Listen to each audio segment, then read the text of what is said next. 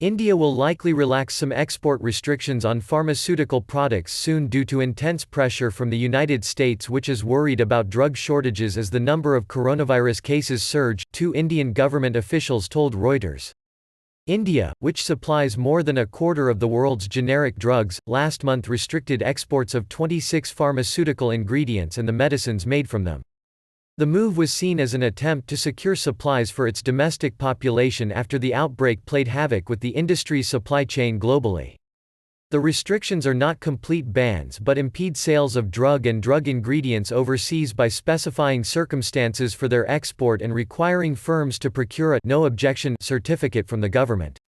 An easing of those restrictions will probably come within 2 days and will likely include paracetamol, a common pain reliever also known as acetaminophen, the government officials in New Delhi said.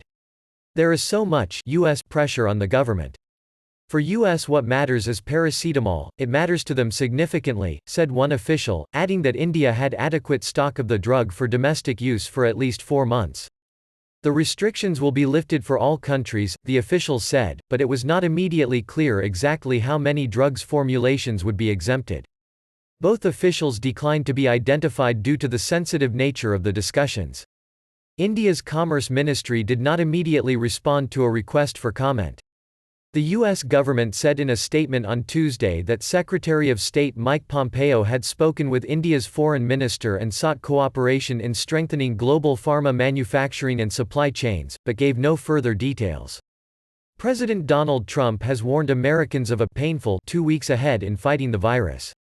Nearly 3,900 people have died in the United States, and the total confirmed U.S. cases has risen to 187,000.